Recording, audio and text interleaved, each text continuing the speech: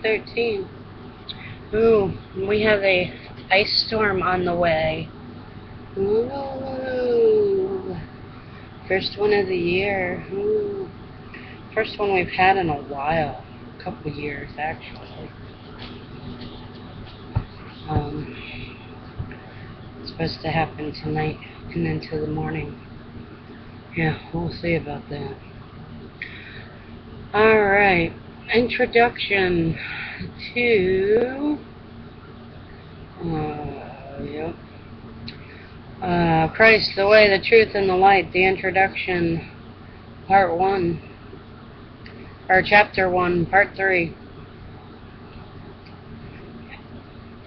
Christ, the way, and the truth, and the life. Chapter 1, the introduction, with some general observation. Alright.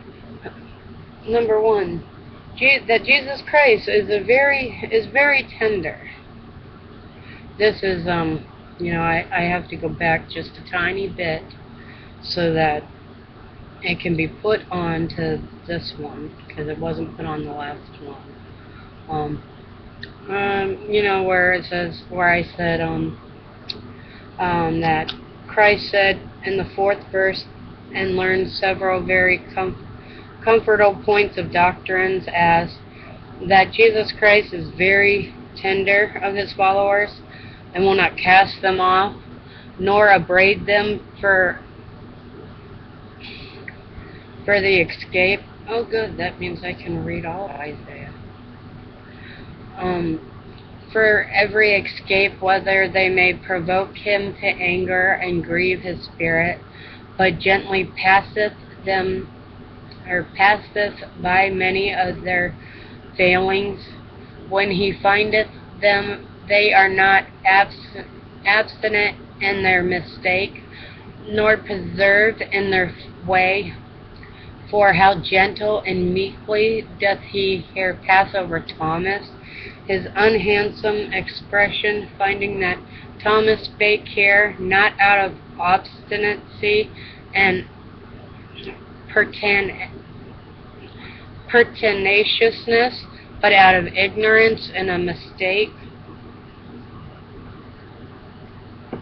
And the reason is because 1, Christ knoweth our infirmity and weaknesses, and is of a tender heart, and therefore will not break the bruised reed,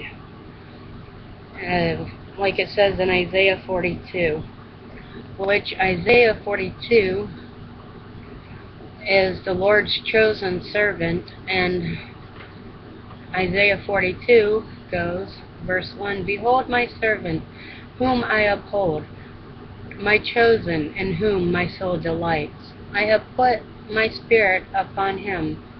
He will bring forth justice to the nations. Verse 2, He will not cry aloud or lift up his voice, or make it heard in the streets.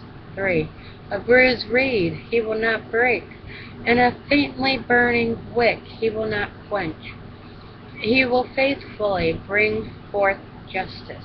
4, He will not grow faint or be discouraged till he has established justice in the earth, and the coastlands wait for his law. 5, Thus said God the Lord, who created the heavens and stretched them out, who spread out the earth and what comes from it, who gives breath to the people on it, and spirit to those who walk in it. 6, I am the Lord. I have called you in righteousness. I will take you by the hand and keep you. I will give you a covenant for the people, a light for the nations. 7, To open the eyes that are blind, to bring out the prisoners from the dungeon, from the prison those who sit in darkness. 8, I am the Lord, that is my name. My glory I give to no other, nor my praise to carved idols. Behold, the former things have come to pass, and new things I now declare. Before they spring forth, I tell you of them. Sing to the Lord a new song. 9. Sing to the Lord a new song, his praise from end of the earth. Or 10, sorry. Sing to the Lord a new song, his praise from the end of the earth. You who go down to the sea, and all that fills it, the coastlands and their inhabitants. Let the desert and its cities lift up their voices, the villages that Kedar inhabits. Let the habitats of Selah sing for joy. Let them shout from the top of the mountains. 12. Let them give glory to the Lord and declare his praise in the coastland. 13. The Lord goes out like a mighty man, like a man of war. He stirs up his zeal. He cries out, he shouts aloud. He shows himself mighty against his foes. 14. For a long time I have held my peace. I have kept still and restrained myself. Now I will cry out like a woman in labor. I will gasp and pant. 15. I will lay waste mountains and hills and dry up all their vegetations. I will turn the rivers into islands